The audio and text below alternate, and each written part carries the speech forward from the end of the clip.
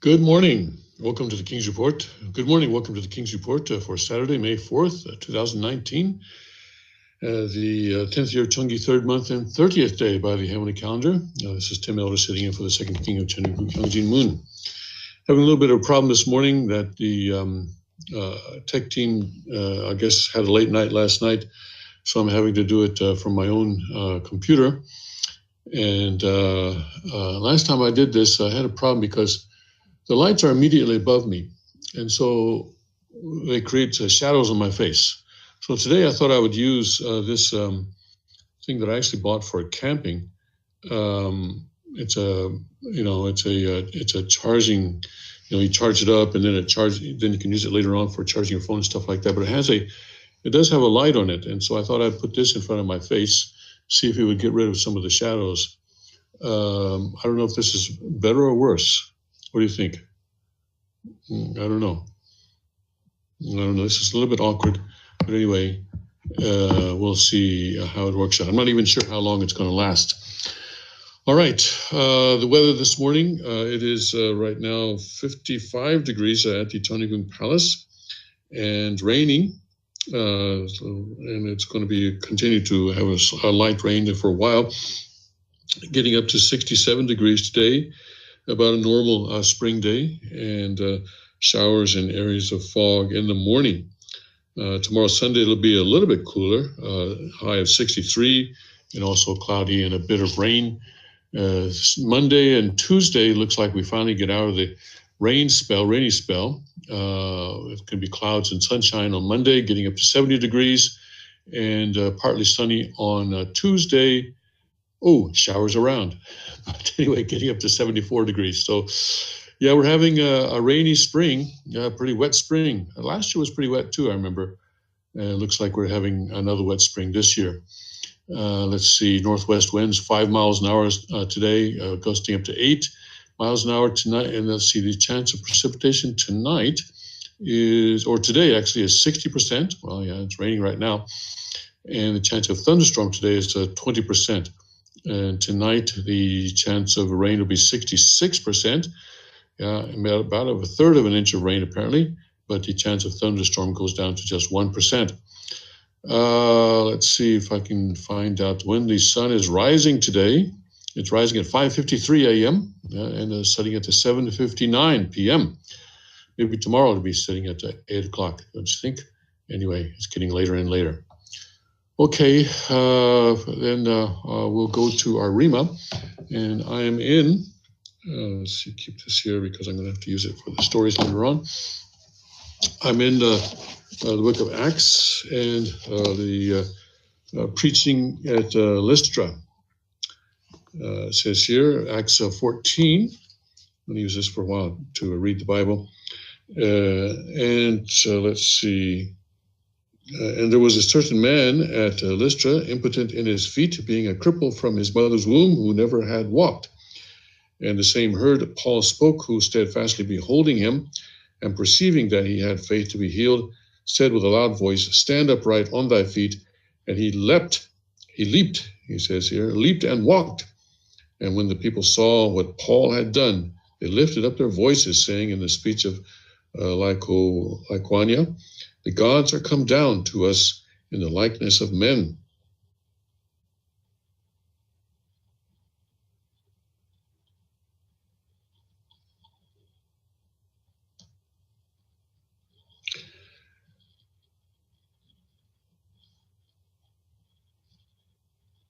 And apparently, so they thought they were gods, and so the priest of Jupiter brought oxen and garlands unto the gates and would have done sacrifice with the people. But then Barnabas and Paul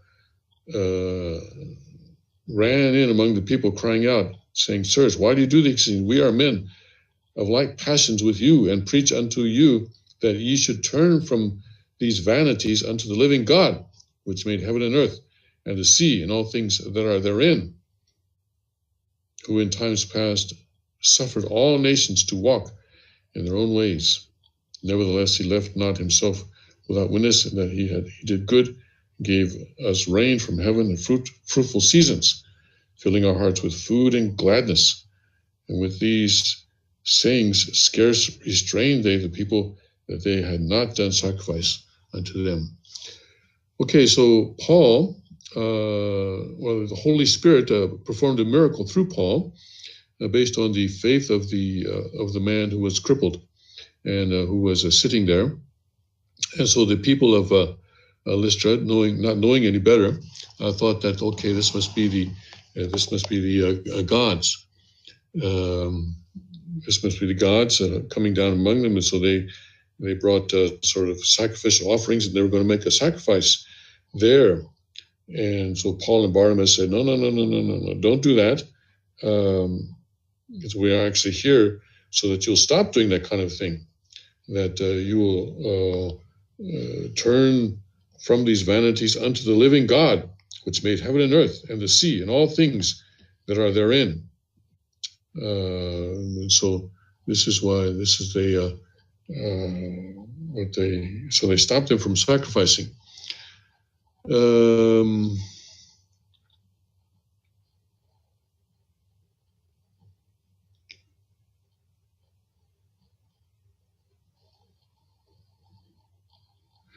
It doesn't really give the result of that, does it? Did everybody convert? It doesn't really say.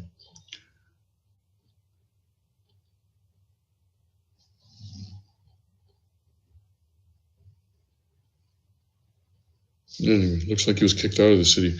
So anyway, God has given us this word this morning, that the people need to stop their foolish sacrifices and to turn to the God who has created heaven and earth and everything under it. Let's go to the Cheonseongyang, and let's see, Cheonseongyang. I'm in the chapter on.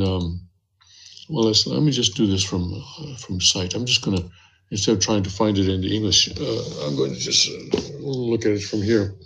We're in the book on blessed families, and this is chapter 4, blessed families and registration. And in section 4 of that chapter is the era of the age of registration and our responsibility, and the grace, the registration and the grace of true parents, it says here. And Father says here, today, the world has received the lineage of Satan, so it must repent. So basically saying the same thing that Acts is saying, that people need to turn from the gods, the pagan gods that they've been worshiping, which are demons and devils, and must start worshiping the actual God, the God of heaven and earth. Yeah. And Father says, 천지의 대주인 앞에 얼굴을 들 수 없는 부끄러움이 있는 것입니다. So this is a shame that the world is worshiping these pagan gods, these demons, which are, because these demons are basically spiritual beings that were originally created by God to be lower than human beings. Human beings were supposed to judge the angels, or were supposed to have dominion over the angels, together with all created things. Instead, we're offering sacrifices to them, as these people in Lystra were doing. It's amazing how the Bible Rima and the Cheonseongyang Rima are so in line with each other.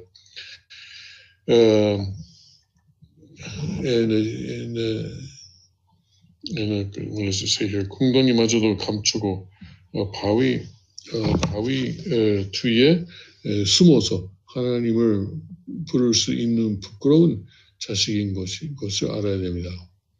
그럴 수 없는 부끄러운 자식. So we need to know that as children of God, we should be ashamed of ourselves.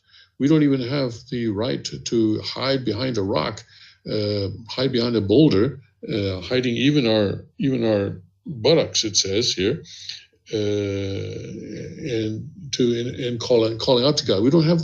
We're so ashamed that we should be so ashamed that we would not even dare to call out to God, hide even when we were hiding behind a rock. because we have received here 사랑의 원수의 피를 받았습니다. We received the blood of the enemy of love, the enemy of love. And so 그래서 문물 콧물도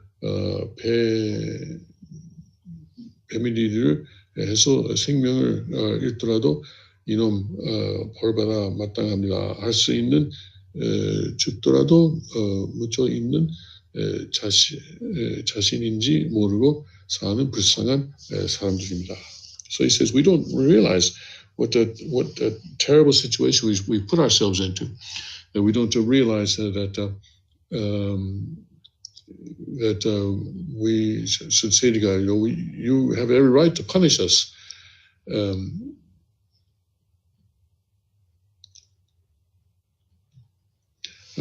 So that is what these people of Lystra were doing, and that is why Paul went to them and testified to them and performed this miracle so that they could see that they had actually come from God and they were testifying to the one true God. All right, I'm not sure which is better here. I guess it's better not to have the shadows, isn't it? Should I put it over here? No, okay, yeah, okay. Okay. All right, so that is our Rima this morning, and I want to go to the news, and I want to focus today on this thing we have where Facebook has been banning now. Facebook and Instagram are banning certain conservative figures, and I want to look at how bad that the Washington Times is not in True Father's authority right now. They could be. This would really be their opportunity to shine, to come to the strong defense of these people and to attack Facebook and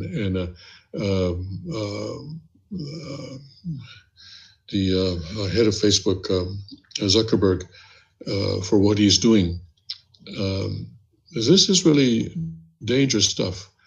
Right now, Paul Joseph Watson, especially Paul Joseph Watson, is a person that I have followed a lot, and I've seen a lot of his videos. And he is not a dangerous right-winger. He's not a dangerous extremist. Yes, he's conservative. Yes, he is very effective in attacking people because he has a very sharp tongue. But he's very logical and clear in his positions. And even if you don't always agree with him, I think that he's the kind of person that wishes to say, even if I don't agree with you, I'll fight to the death for your right to say what you're saying. But unfortunately, of course, the left is actually, because the left the left is fascist. And so they are praising this kind of modern version of book burning. Remember, I don't know, of course, we studied, I guess many people haven't these days, but we studied how in the Middle Ages, the Catholic Church would burn books that they disagreed with. And that was where the classical liberalism sort of came out of. Say, hey, wait a second, we shouldn't be doing this. We should allow people to speak, and so that as different people express different opinions, then over time, people's opinions will develop and will understand each other better. Trying to contact the tech team, but so far they're not answering. All right, let's go to Cheryl Chumley's article on this.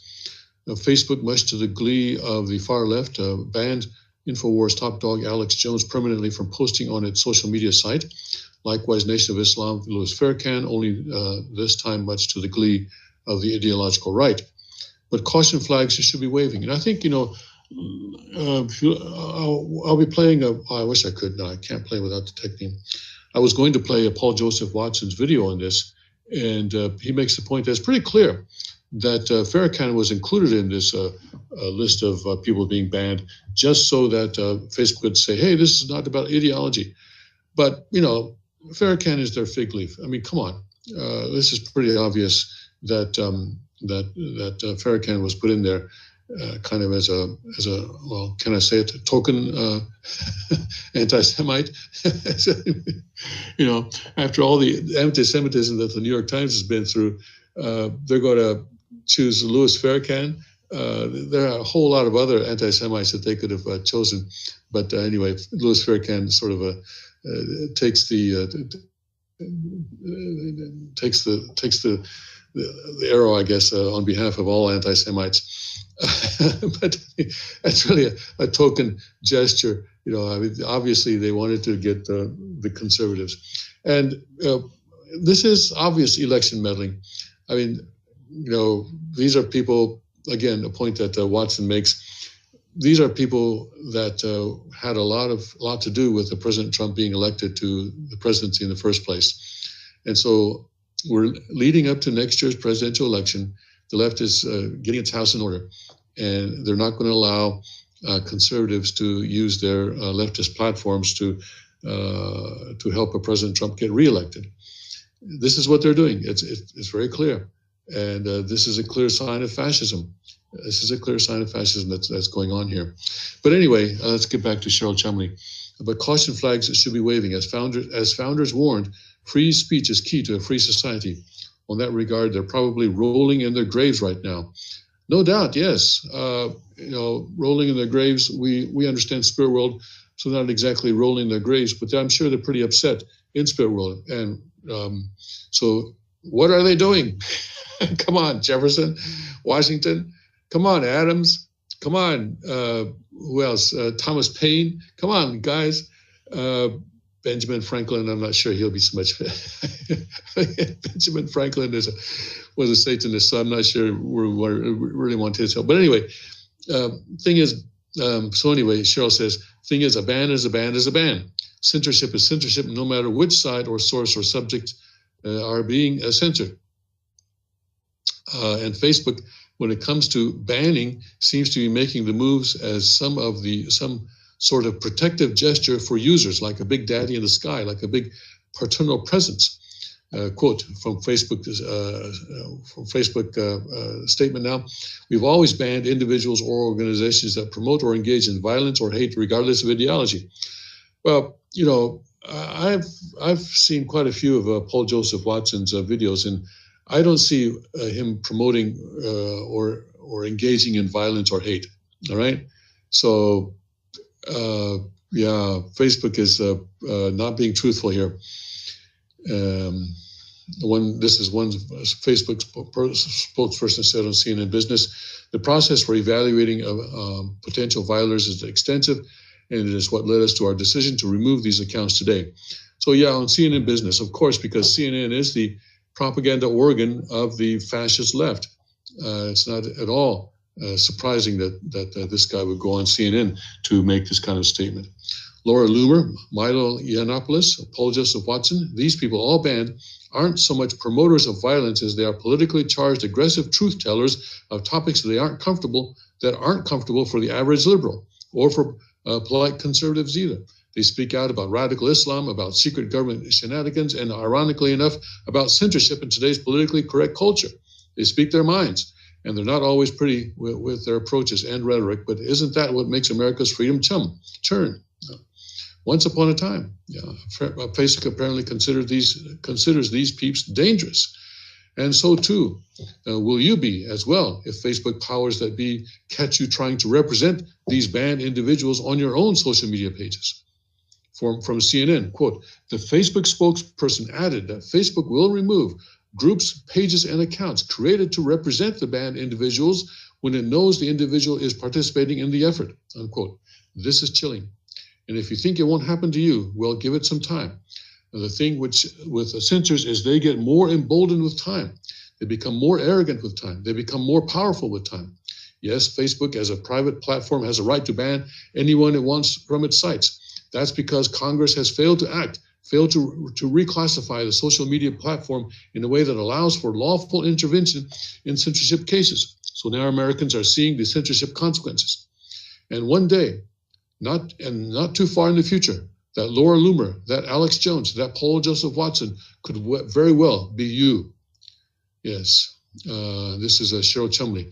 Cheryl has been on the King's Report, I think once or twice, and she's quite a good person to have. I'm very glad to see that she's at the Washington Times.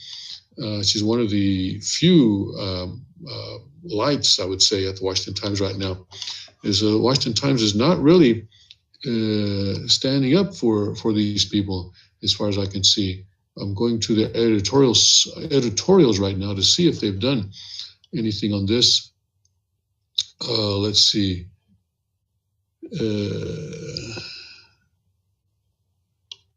No, they have here something on Mayor Pete and economic good news.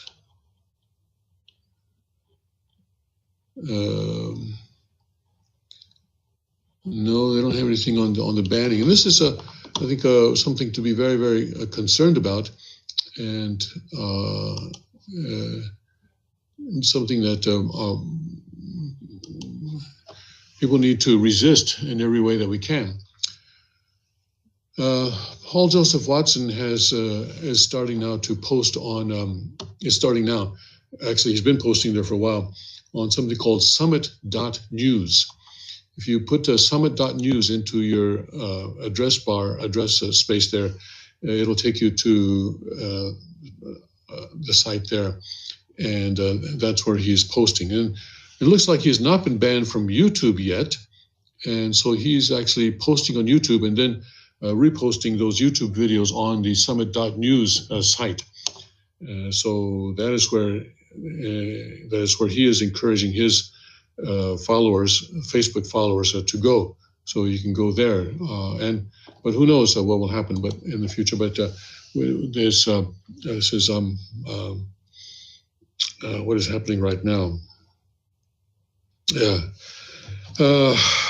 Let's see here. Here. Let's go to this one in the Breitbart story, which points out that yes, conservatives are being banned, but you know what? The guy who called for President Trump to be assassinated, has he been banned? No. Has he been banned? Absolutely not. Absolutely not. Of course not. Because that is not hate speech. That is not promoting violence. That is not engaging in violence. This is fascism, folks. This is fascism. Okay. I lived in Korea during the military dictatorships under the Fifth Republic, Chun Doo-hwan days, and this is what they did. Prior to a presidential election, they would control the media. They would get the media in line. This is exactly what happened there. And you know what? The U.S. State Department would come out and say, "Oh no, human rights. No, you guys got to." But now the same thing that was happening in South Korea during the 80s, the 1980s, is happening today in the United States of America in 2019. This is amazing.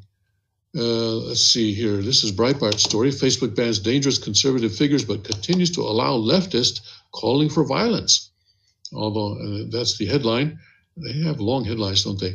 Although Facebook has begun labeling prominent conservative figures as dangerous and removing them from its platform along with Instagram, the company still commonly allows leftist calls for violence to remain online. Facebook recently blacklisted a number of conservative figures from Facebook, branding them as dangerous, despite the fact that many have never supported extremist views or called for violence of any kind. Those banned include InfoWars host Alex Jones, InfoWars contributor and YouTube star Paul Joseph Watson. Still looking for a response from my tech team. Journalist and activist Laura Loomer and Milo Yiannopoulos. Louis Farrakhan was notably also banned from the platform at the same time, despite not being conservative. In the wake of this sudden crackdown on conservative figures, many online have pointed out examples of the sort of extremist content that Facebook does not consider dangerous.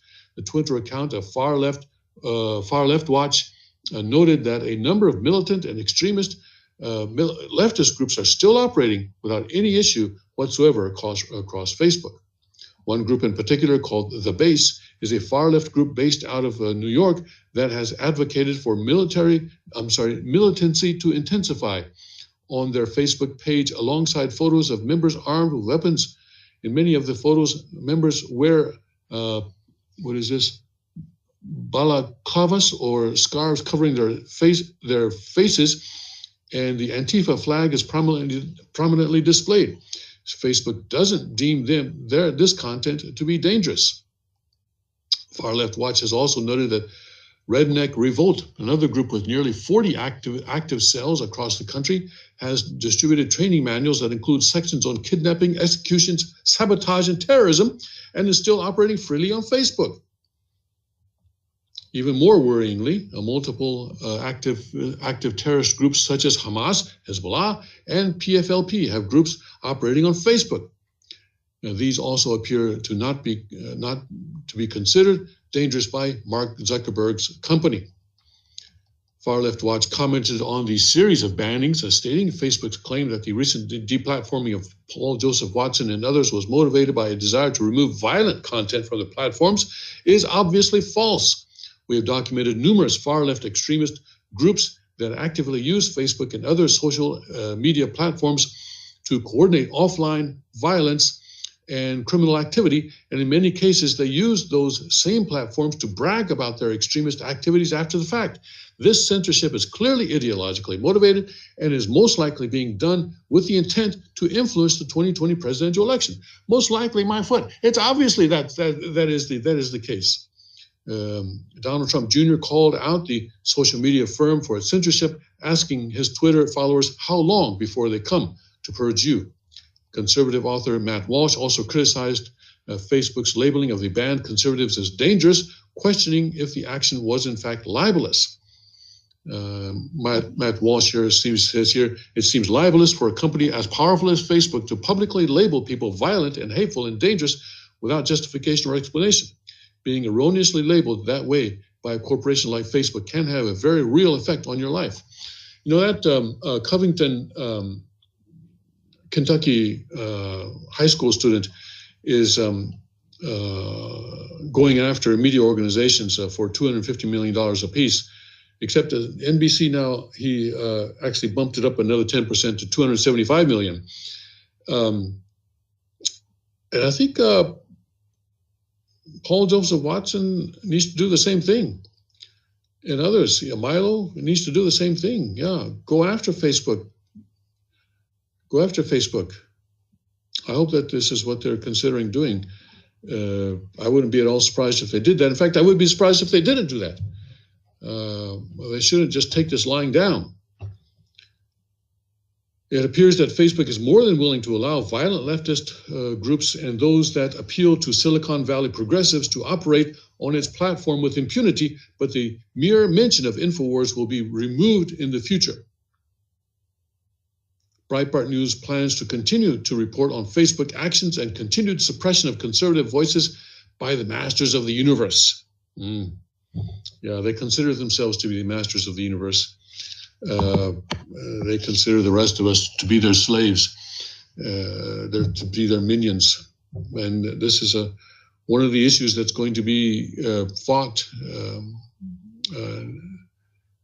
during the upcoming presidential campaign. Boy, next year's presidential campaign is going to be fierce. The left is coming out with all of its guns, not just its big guns. They're going to bring out their small guns, their medium-sized guns, their big guns, all of their guns. And this is just the opening salvo, I would say, because the left is now getting ready. They're getting ready to fight an all-out war against conservatives, against Trump during next year's presidential campaign. Yeah, and this is what that is pointing to. All right, I wanted to show Watson's video, but I'm not able to do that on my computer as it is. I have to have the tech team here in order to do that. They still haven't woken up, I guess.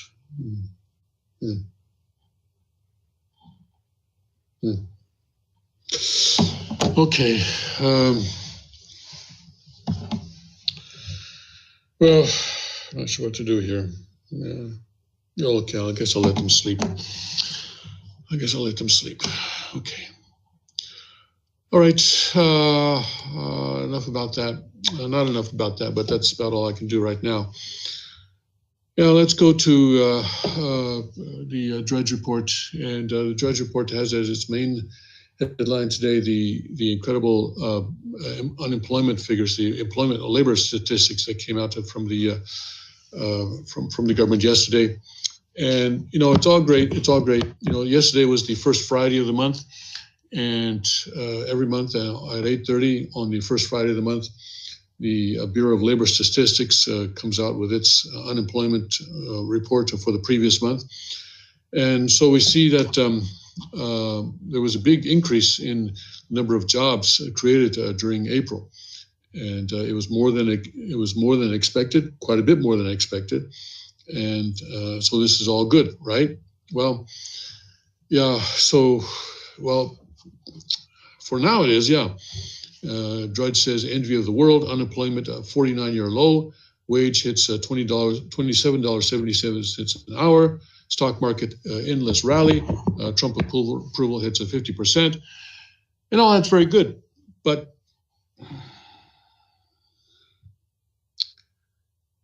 I think if you take the long view, it's worrisome, because in October and November next year, no one is going to care about what the unemployment numbers were in April 2019. I mean, that's just the reality of politics. Politics is always, what have you done for me lately? All right. So the fact that the economy is going great guns right now in April and May of 2019 will basically get you absolutely nothing next year in the election. So if the economy is peaking now, then I don't know if this is a peak, but if it is peaking now, then that spells big trouble for President Trump next year in November. So we need to pray that that this momentum can be maintained. Yeah, but setting the bar this high, this early in the election cycle, I think is very worrisome, because I'm worried about November of next year. It's great that people are finding jobs. It's great that the wages are going up. It's great that Trump approval of 50%. All that's great, but the election is not today. All right, it's not for another year and a half. Anyway, let's see what Drudge these articles that Drudge connects to is saying. So envy of the world one is what is this? Oh, this is up to Donald Trump's Twitter account. Okay, so and I'm sure the president is very, very happy. That's good. Donald Trump Twitter says that we can all agree that America is now number one. We are the envy of the world, and the best is yet to come. Well, I hope so. Because if this is the best, we're in trouble, right? If this is the best, we're in real trouble. The best is yet to come. That better be true. That's all I got to say, Mr. President. It better be true, because the figures for April 2019 are not going to get you reelected. The numbers that will get you reelected will be the numbers for September of 2020 and maybe October of 2020, but not maybe August too, August as well of 2020, but not April of 2019. Stock market endless rally again. I hope so. I hope that's true. Okay. Boy, I'm very worried. I'm very worried right now because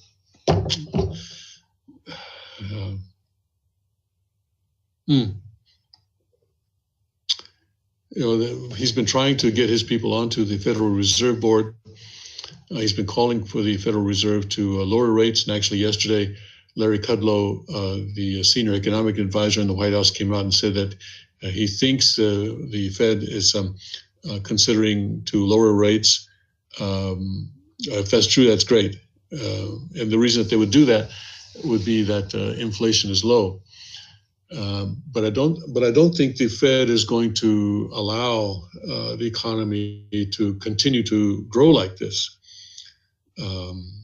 we have masters of the universe in more than one place, all right? I mean, Facebook thinks and Twitter think that they are masters of the universe, but actually there are masters of those masters. Those masters have their masters, like these gods in the Lystra, right? All right. And there are people who are making sort of sacrifices to the gods of Lystra. That is to say, the Facebook and Twitter. But those masters are demons, and they have their masters. And those masters, the masters of the universe, are not going to allow the economy to continue to grow, so that Trump can be reelected easily. They're not going to allow that. That's just, come on, that's just truth. So what are we going to do? What are we going to do? What are we going to do?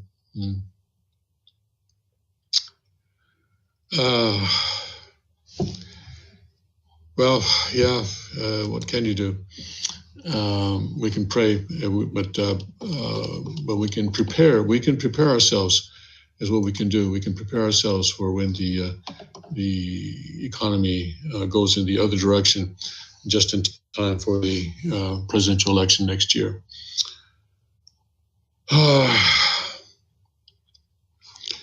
What we must not do now is express support for Facebook censorship, and that's what Breitbart News has its main headline today. That conservatives are saying, it's good that Facebook is censoring these people. The media director for a website fighting the battle for free speech on college campuses joined others in expressing approval of the Silicon Valley masters of the universe blacklisting conservatives that they labeled dangerous from Facebook and other social media platforms. Campus Reform Media Director Cabot Phillips joined never-Trumper Rick Wilson and a variety of other conservative pundits in giving his stamp of approval to Facebook and its subsidiary company Instagram's recent blacklisting of multiple prominent conservative personalities they labeled dangerous, including YouTube star Paul Joseph Watson. Watson says that he had never once received a notice for violating the platform's terms of service. So conservatives took to Twitter to defend those affected by the ban, particularly Watson, who was the only conservative among those blacklisted to still have a Twitter account and whose content is considered relatively tame by many mainstream conservatives who view his recent blacklisting as an advancing normality involving censorship perpetrated by Silicon Valley overlords. Not all conservatives, however, stood up for the internet free speech. Some chose to remain silent, while others used the blacklist as an opportunity to defend Silicon Valley monopolies, including their support for the company's curtailing public discourse.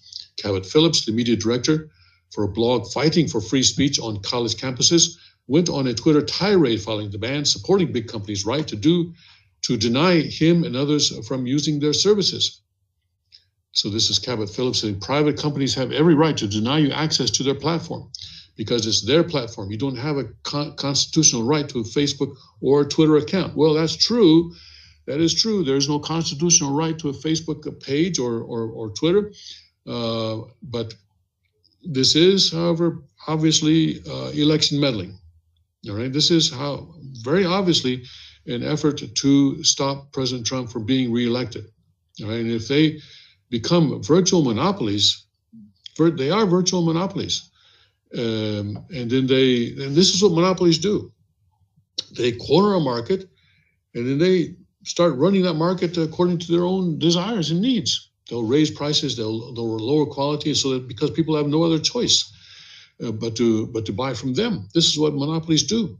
And this is what Facebook is doing now. Now that they have and Twitter and these others who together are monopolizing. They ban people so as to try as an attempt to influence the public discourse. It would be great if this turned out to be the downfall of Facebook. That should be the consequence, but I don't know if that will happen. Okay. However, they built their product, and the government should not be able to compel them to provide it to people against their will. It says here. And Phillips went on to elaborate on his argument by using a bizarre example in which he compared the giant social media monopoly built by Zuckerberg to small mom and pop businesses. Yes, it's incredibly hypocritical for them to portray themselves as free speech bastions and censor views they don't like. However, they built their product and the government should not be able to compel them to provide it to people against their will. Do you really want to give federal government power to mandate that you do business with people even if it goes against your conscience? Remember the Colorado baker? Whoa, he's comparing Facebook to the Colorado baker. You see, there are plenty of other bakers, all right? There are plenty of other bakers, okay? The gay couple that couldn't get their cake from the Colorado baker, they could have gone next door to another baker or across town to another baker, okay? The Colorado baker was not selling, 1 billion cakes a year or even a day. Like Facebook has 1 billion users. The Colorado baker did not have 1 billion customers. Ah, boy. Kind of different. Facebook's example comparing, Philip's example, Phillips is the conservative, right, who's supporting Facebook. Comparing Facebook to a small cake shop in the Midwest fails to note that the tech giant is not a mere private company operating within a free market, as Facebook and Instagram are monopolies with an exorbitant amount of power to shape public opinion. And a market dominated by monopolies is not actually free. Not to mention that no bake shop has ever enjoyed special exemptions under federal law, as the social media companies enjoy under Section 230 of the Communications Decency Act. Even if one were to entertain the notion that a small family-run business is somehow equivalent to a powerful monopoly, it is also important to note that the Christian cake shop Phillips references did not actually deny the LGBTQ community the opportunity to buy products in its store, but rather it wouldn't create customized products for them. That's true. The gay couple could have bought another cake that was already there, but they wanted a special cake. They wanted a customized cake. And that's when the bakers said no. They could have bought anything else there. Yeah, that's right. They were not denying the gay couple access to the store. Whereas Facebook is denying these people now access to its store. There's a difference. That's a good point. Moreover, the censorship will not be limited to the users who have been banned. Supporters of those individuals may also be blacklisted by the platforms or forced to remove content if they are caught sharing material that promotes the content of those who have committed thought crime. There are two solutions to the problem, insists Phillips. Big government option, force Twitter and Facebook to allow all people on their platform, or free market option, let consumers decide what products and platforms they want to use, and let the market incentivize companies like Facebook to be more fair. Phillips was not alone in his observation that Facebook should be free to blacklist anyone it wants to. A variety of Never Trump and establishment pundits made similar comments. Several examples include Rick Wilson,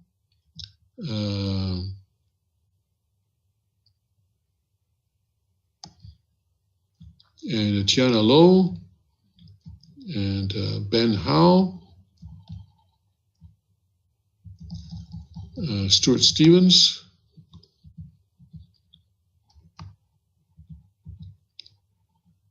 okay, so these are Never Trumpers, conservatives who are against Trump, or conservatives who are against Trump are very happy that Facebook is making it more difficult for the president to be reelected, because his supporters are being banned from the public square.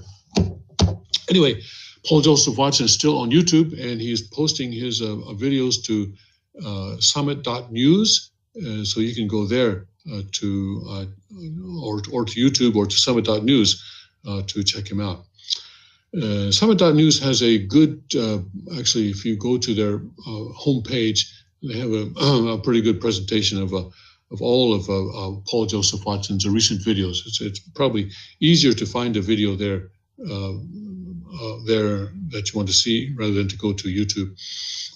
Okay.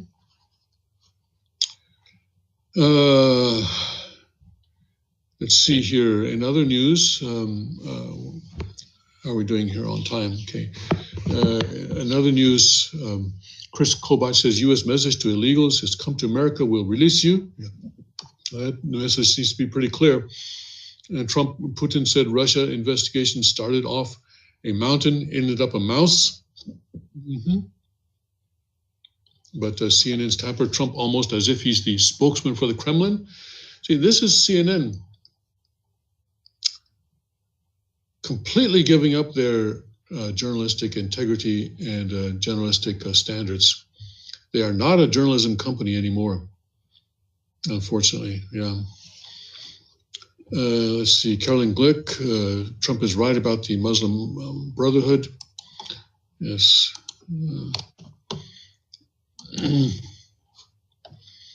Let's see, Caroline Glick, talking about the Muslim Brotherhood. Let's see what she's saying about this. President Donald Trump reportedly intends to designate the Muslim Brotherhood a foreign terrorist organization. Well, let's see what Facebook does. Will they be banned? On its face, the move is inarguable. The Brotherhood is the religious foundation of Islamic terrorist groups like Al-Qaeda, Islamic Jihad, and Hamas. It not only serves as their religious and ideological wellspring, but also cooperates with them on multiple levels, including financing their operations, which amount to material support for terrorism on a massive scale. So who can argue with designating the front of all major Sunni Islamic terror groups a terrorist organization? Well, the New York Times can. The Times opposes going after the mothership of Sunni Islamic terrorism because it is wedded to a notion that has failed demonstrably for 18 years. A failed notion which was embraced by both the George W. Bush and Barack Obama administrations, as well as the European Union, views terrorism as a standalone proposition. Terrorists, by this view, operate in isolation from their social and political milieu. Only the trigger pullers are terrorists. Their support networks are peaceful. The strategic concept at the root of the Bush-Obama perception of terrorism is that it is possible to separate the trigger pullers from their environments by appeasing their supporters and spiritual guides. Once this happens, so the thinking goes, the trigger pullers will put down their weapons. In Europe, this strategy is implemented by making artificial distinctions between terrorists and their support networks. For instance, the EU insists that Hezbollah, the Lebanese legion of the Iran's Islamic Revolutionary Guard Corps, has two branches, the political branch and the military one. The EU has banned the so-called military branch, but allows the political branch to operate openly. Rather than moderating its positions, Hezbollah uses its open operations to facilitate. Is this really good? Let me take a look here. This is sort of getting in my eye here. A little bit difficult to read. Let's see what happens if it's gone. It is better if, is it kind of strange though? Does it kind of make me look, yeah, that would be good, right? If it were up here, but I can't really hold it up here the whole time. I'm sorry, I'm going to turn it off for a while, see what happens. See how many people complain. Okay. All right, you tell me which is better. Yeah, we don't have the tech team this morning for some reason, and so we're sort of in a ad hoc situation.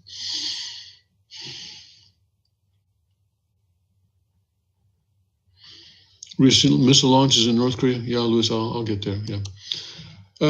Let's see here. Where was I? Let's see. Okay, so they are, EU is allowing the political branch to operate openly. Rather than moderating its positions, Hezbollah uses its open operations to facilitate terrorism in Europe, as well as weapons procurement, while building cadres of supporters in the Muslim communities in Europe. And so also saying that the Muslim Brotherhood as well. So Trump getting ready to ban the Muslim Brotherhood, so actually to designate it as a foreign terrorist organization. Yeah, but yeah, I'll bet they'll be able to operate on Facebook though, yeah. All right, let's see.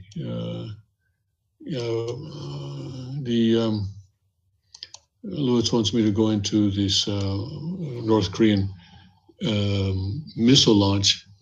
So in the beginning, they said it was a missile launch, and they corrected themselves. The South Koreans corrected themselves. No, they launched a projectile launch. But this morning, it seems that they've gone back to short-range missiles. it'll be interesting to see what the reaction will be from the U.S. I think the last I saw, the Pentagon said that they're still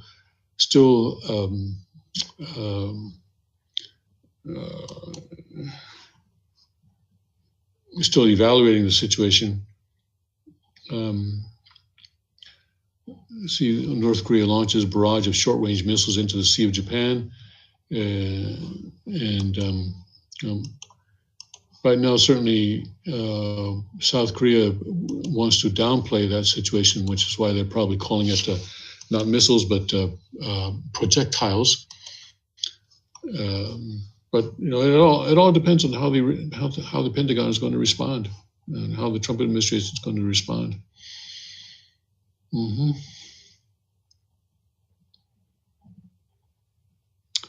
And we'll have to wait and see what their response will be.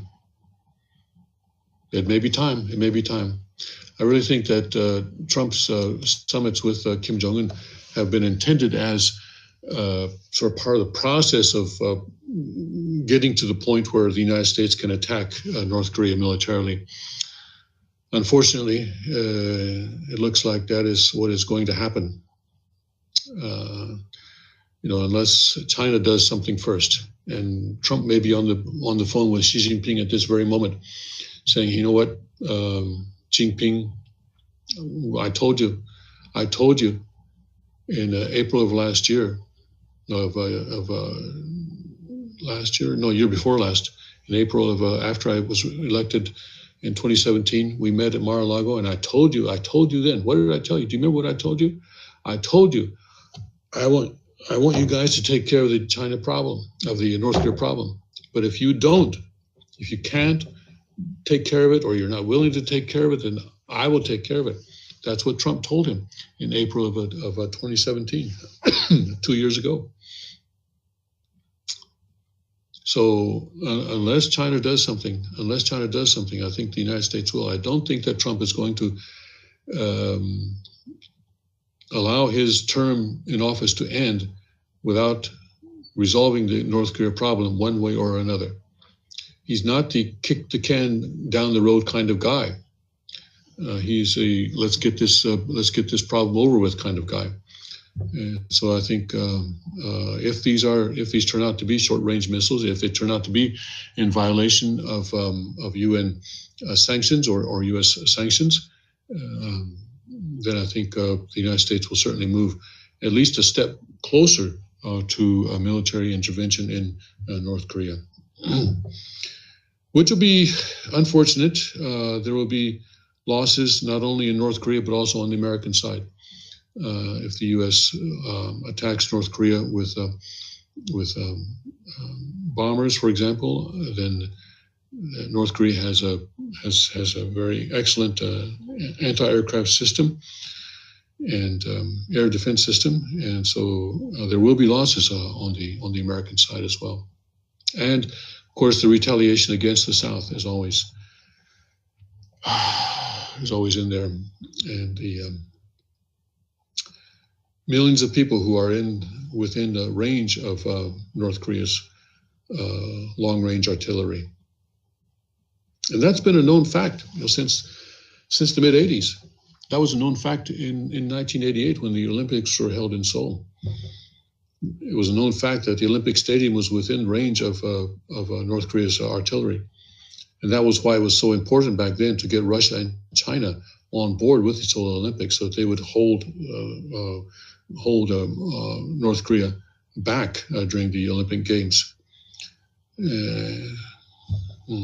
Now Kim Jong-un has been to Russia, talked with Putin. Putin is trying to get back in. So maybe Russia will do something. I don't know. Maybe Russia will do something, or China. It would be best if China does it. It'd be best. The repercussions would be least if China does it. If China goes in and does a regime change. But unfortunately, that's not what Father wants. Father said clearly he does not want Chinese boots on North Korean soil. That's what he said. So probably have to be America. Probably have to be America. Yep.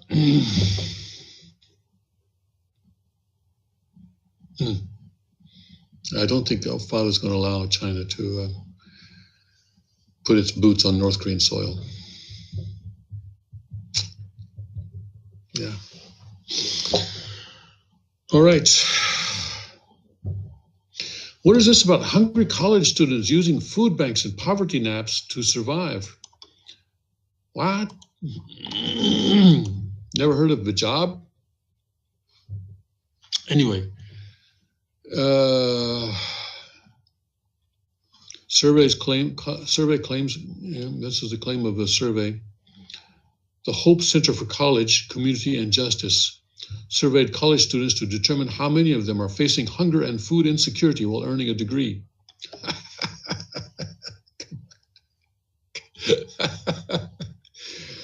I don't know. This does not ring true to me.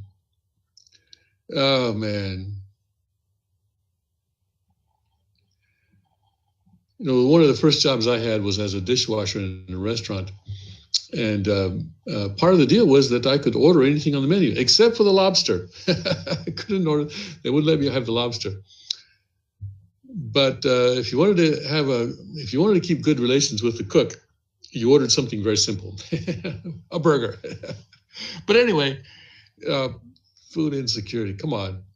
Get yourself a job as a dishwasher. Yeah.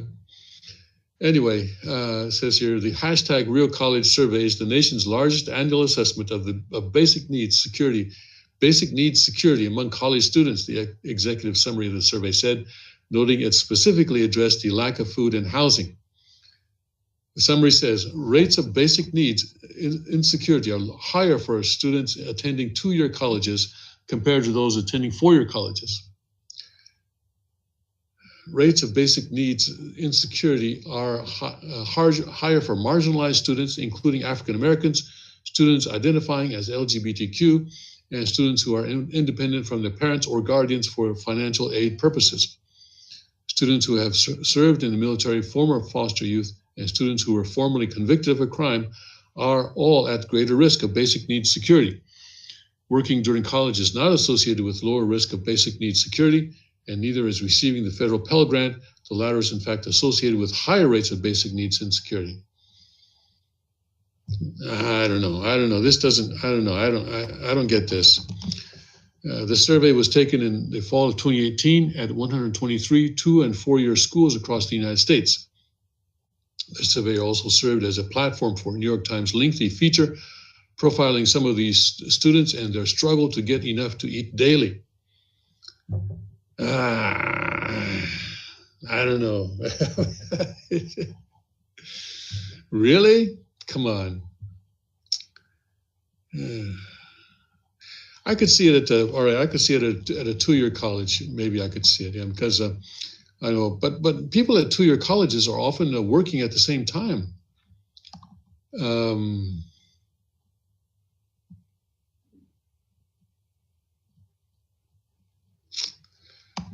All right, you know what I'm going to do? I'm going to go to that story.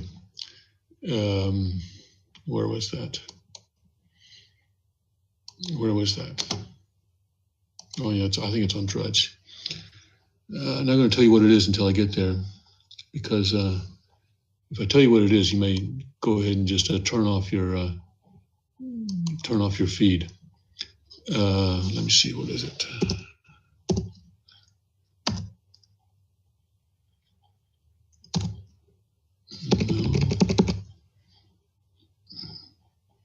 Let's see, where was it? Did he take it off? Oh, here we go. Okay, here it is. I'm going to do this story, and you're going to say, "What?" But it's not. It's okay. It's a good story. Don't give me 5 or 10 minutes before you judge. All right. High school paper runs article about student in porn industry after free speech fight. And you're going to say, "What?" Okay, so all right. But actually, I read the story. It's a good story. What happened here is that this girl in high school, and when she started high school, she was taking easy courses and wasn't really studying, and had a grade point average, even with the easy courses of something like 2.6, 2.8, something like that, below 3.0. And she got in trouble with her parents. The story doesn't say why she got in trouble with her parents, but you can imagine, I don't know what anyway, whatever it was. Or maybe it wasn't her fault. I don't know. Maybe she was in an abusive family. I don't know. Where the father was stepfather abusing her or something like that. I don't know. But anyway, she winds up living with the parents of her friend. So her friend's parents took her in, but they're charging her rent. All right, rent and which is good, for rent and utilities and food. They're charging her $300 a month, and she's not getting any money from her parents. So so she's writing a story for the school newspaper now. She's a senior now, and she's writing it as a cautionary tale, basically saying, "Don't do what I did, because look what has happened to me." And it's clear from her story that she is in a downward spiral and she puts it mainly on her decision when she was in 9th grade to just sort of take it easy and not take the courses that would give her any kind of skills. And so anyway, so the school newspaper, so now she's in the porn industry now. She's 18. She's in the porn industry. And so the school newspaper decided to run this story, and the school board got wind of it, saying, "Oh, no, what, a student in the porn industry, article about that, we can't have that. It's going to be, what is it, pornographic. It's going to be, also licentious and all that kind of thing." But I read the story that she wrote, and it's not. It's actually quite well written, in fact. But she starts out, earning money by trying to sell pictures of her, or nude pictures of herself, naked pictures of herself on various platforms. I think Tinder was one of those platforms, I think, and others, and trying to get paid through PayPal and so forth. Anyway, and then she also did some, strip dancing, pole dancing at a strip club and stuff like that. And now she's under contract to appear in pornographic videos. But the first scene, the on-camera sex scene that she was going to do, got canceled because when she showed up, they discovered she has body acne, and so that kind of thing. So it describes all sort of the troubles that she has. Just saying that the porn industry is not glamorous. And it's not something that you want to fall into. So after I read this, and I was thinking about this girl's situation, surely she has skills other than taking off her clothes. And I was just thinking, how is this girl going to turn her life around? Well, she obviously has writing skills, because if you read the article, it's well written as a cautionary tale. So she clearly has writing skills. And I would say probably better than average, considerably better than average writing skills. She writes better than some of those articles I read on Breitbart, that's for sure. The Breitbart news articles are often not well written, but she could actually maybe do better than that. And I was thinking she could go to a two-year college if she got a job. Whatever job she wants to do. If she has to take off her clothes, okay. But at least use the money for tuition at a two-year college, because they don't have intrinsic requirements. I mean, the community college in your county, as long as you're a resident of the county, you can go ahead and register there. Just pay the tuition. At least that's what I experienced, what I saw happening in Virginia anyway, and I'm sure it's probably true in most other states as well. So there are ways out of that. And I hope that, I was just hoping that she sees the way out of that, because clearly now she's in a downward spiral. Okay, this happened in California. Let's see here. the title of the article that she wrote was Risky Business, Starting a Career in the Adult Entertainment Industry. So yeah, it was the kind of title that would get school officials excited, I guess. I suppose if I were a school official, I'd probably get excited too. But if you actually read the story, it's not pornographic, and it's not promoting the porn industry. In fact, it is a cautionary tale for those who are in the ninth grade and thinking of just sort of taking it easy through school and sort of doing the whatever business. Yeah. Anyway, yeah. So 2 years, but so in this survey, going back to the survey, I guess they would consider, her to be in a high risk. I don't know. And I don't know what the situation was with the parents. The article, none of the reports about the article or the article itself explain what got her kicked out of her house, or if she got kicked out, or if she left, whatever. Maybe it was drugs. I don't know. Maybe it was stealing. Maybe she was stealing from her parents. I don't know. But anyway,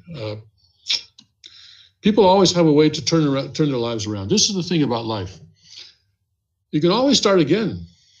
You can always, if you find yourself at the bottom, you can always say, hey, you know what? The only way I can go is up.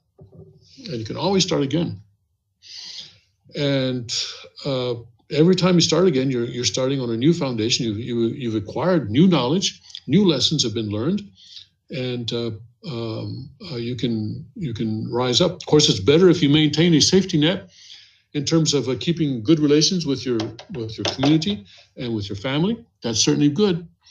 This girl in California who went into the porn industry obviously does not have a family safety net. Maybe she will have a community safety net. I don't know. I think after that article, after people read that article, I think they may say, hey, at least she has writing skills. Maybe she can do something. Writing skills are actually pretty important, pretty useful, especially in today's world when writing is not being taught so much in school anymore. I don't know why it's not taught so much in school anymore. I think that's sign of the times, I suppose. But it just means that if you can write, if you have a gift for that, then you have a leg up in the world. But the thing about life is that you can always start again. You can always start again. Yeah. Okay. As long as if you want to ruin a life, how would you go about ruining your life? Well, drugs are a good way to ruin your life.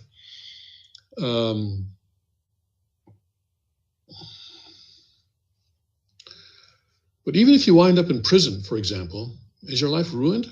I don't think so, because that is an environment in which you can operate and express your skills, use your skills to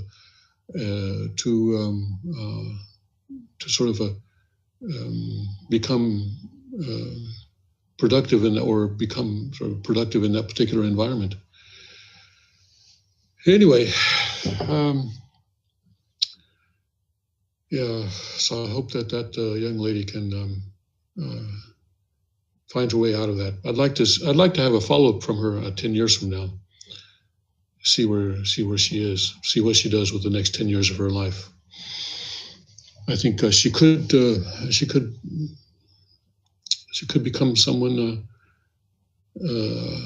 who's admired. But to take your life, all right, when you're 18 years old, and to have the power of introspection, to be able to write a cautionary tale for others, I think that says a lot about a person. But anyway, let's move away from that. All right. California bill would keep Trump off primary ballot unless he releases tax returns. Well, I'm not sure that Trump was counting on taking California in the first place. So maybe it will actually save him money if he's taken off the ballot. But it does say something about California, doesn't it? And I don't know, is this legal? I suppose it is. I suppose it is constitutional in what could be described as a direct shot at President Trump's reelection effort. Is it really? If he were counting on California, then it would be a direct shot at his reelection efforts. But if California was not really expected to go to Trump in any way, then what's the big deal? In what could well be described as a direct shot at President Trump's reelection effort, California's state Senate passed a bill on Thursday that would require presidential candidates to release 5 years of income tax returns. Any candidate who doesn't comply with the new bill would risk being left off the primary ballot. Well, the Constitution of the United States actually sets the qualifications to be president. It says you have to be 35 years old. You have to be a natural-born citizen, and I think those are the only two requirements. Not to go back and read the Constitution, but from memory, I think those were the only two requirements. So, is it constitutional for a state to set another requirement to be on the ballot? I don't know. I think there could be a constitutional challenge here. Any candidate who doesn't comply with the new bill will risk being left off the primary ballot. However, the bill and its concept are not new at all. Okay, an identical measure was passed through California's legislature in 2017. Ironically, the bill did not become law because the state was governed at the time by a Democrat, Jerry Brown, who didn't want to release his tax returns.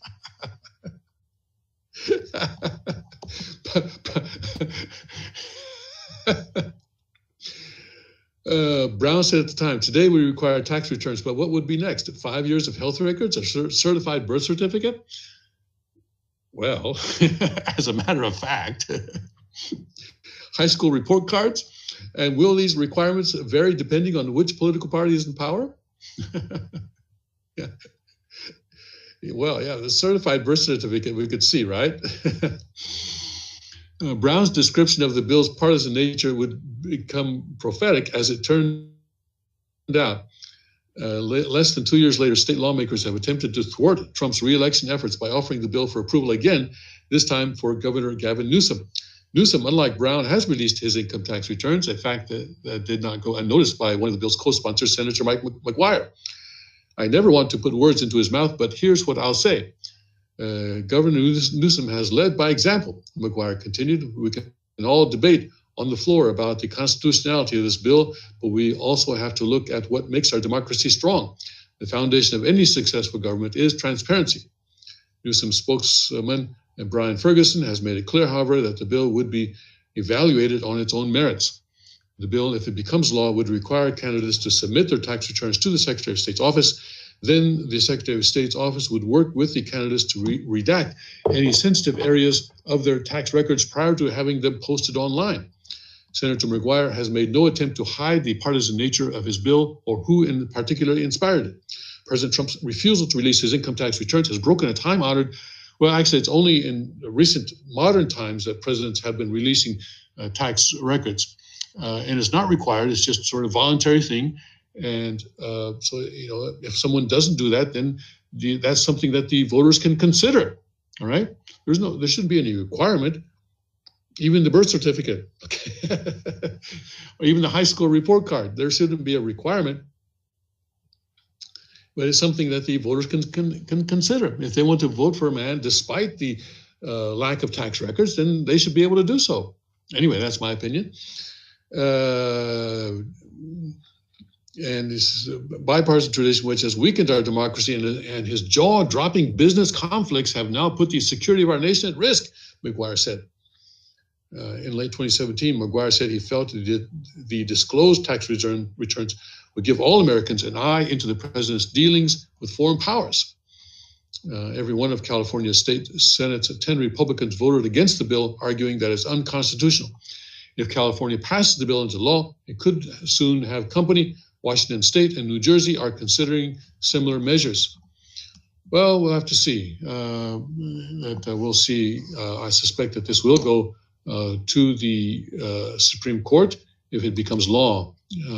We'll have to see what the Supreme Court says about that. Yeah.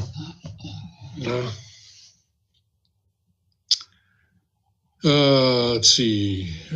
Joe Biden defends his NAFTA support during Iowa campaign event. Okay. And in 1993, Biden said NAFTA would help Chrysler workers before they were all laid off. Yeah, that's the way it happens. And Roseanne Barr's son reads Disney director James Gunn's pedophilia tweets. Disney, yeah, talk about transparency. Let's get some transparency on Disney's pedophilia, shall we?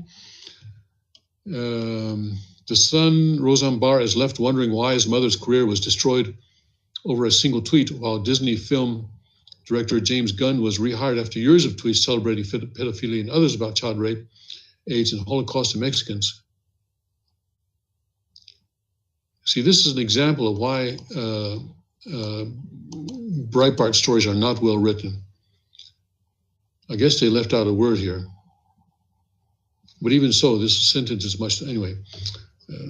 High school reporters, 18-year-olds, writing about their activities in the porn industry, write better than Breitbart.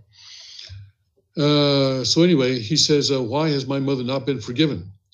Barr's son, Jake, was because she's conservative. Barr's son, Jake Pentland, posted a passionate video in defense of his mother. Pentland raises a series of serious points about how Hollywood treated Barr over a 2018 tweet about former Barack Obama advisor Valerie Jarrett. Pentland specifically cited the dozens of tweets by Disney film director James Gunn, where Gunn was seen celebrating pedophilia. Pentland didn't just mention Gunn's tweets, he read some of them, and they are entirely vile. Hi, I'm Jake Pentland. I'm Roseanne's son, and I asked my mother if I could steal her YouTube page for a few minutes and just say a few words, he began. You know, this has been a really trying year since her tweet got her fired, and you know, I've watched her apologize time and time again, and I guess I just got sick of her apologizing and felt like someday I should say a few things about it other than her, and that's why I'm here. So you know, it's the same company that here's some James Gunn tweets in case you didn't know. So let's read some of them, right? I'm going to read some of them here. Quote, I liked it when little boys touched me in my silly place, unquote. This is a Disney director. Here again, James Gunn again. The Expendables was so manly, I fucked the shit of the little boy next to me. What?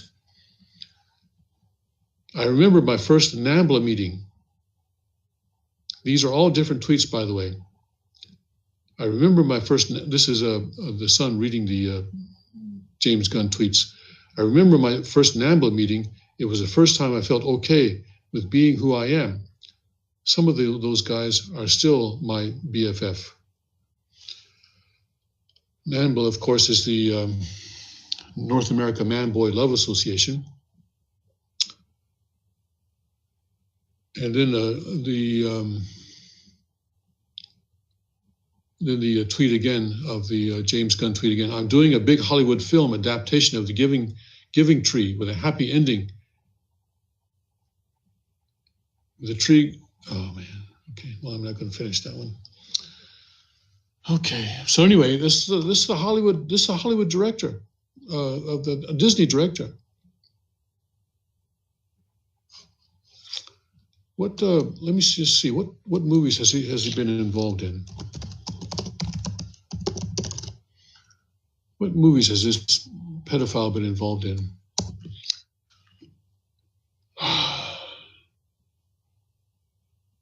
And he doesn't even hide it. He doesn't even hide it. Guardians of the Galaxy, okay. Avengers, I guess what? Is he involved in Avengers Endgame?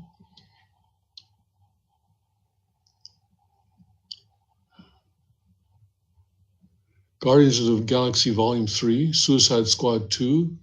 These are upcoming movies, okay?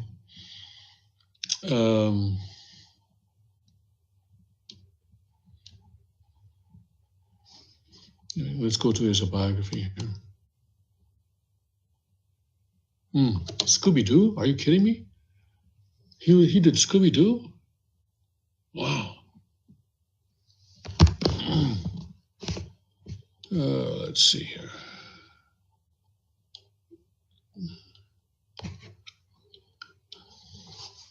I have to increase this. Okay. While there, he wrote and produced the cult classic Romeo and Juliet in 1996. And with Lloyd Kaufman, he wrote the book All I Need to Know About Filmmaking I Learned from the Toxic Avenger. Gunn had a spiritual awakening in Cannes in France in 1997. Are you kidding? Maybe Cannes is not the kind of spiritual awakening you want to have. I mean, there are all kinds of spirit world, up here, down there. At the time he quit Troma and moved from New York to Los Angeles, he wrote and acted in the film The Specials with Rob Lowe and et cetera, et cetera. And he wrote 2 scripts for the Warner Brothers live action movies, Spy vs. Spy, 1985, and Scooby-Doo, 2002. He finished Toy Collector, Scooby-Doo. After doing Scooby-Doo 2, Monsters Unleashed, James Gunn made his directorial debut with Slither. He later made the superhero film Super and the successful Marvel film Guardians of the Galaxy and its sequel, Guardians of the Galaxy Volume 2. Okay.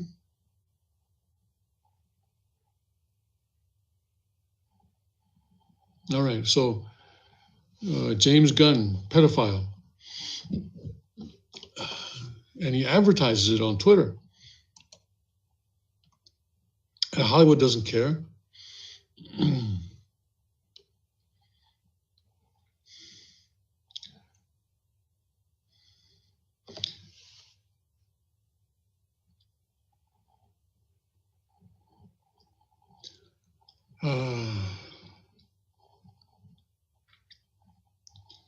When Gunn's old tweets were highlighted last year, Disney made a show of putting the director's career on hold, but only months later he was quietly brought back to the helm the next episode of Guardians of the Galaxy franchise.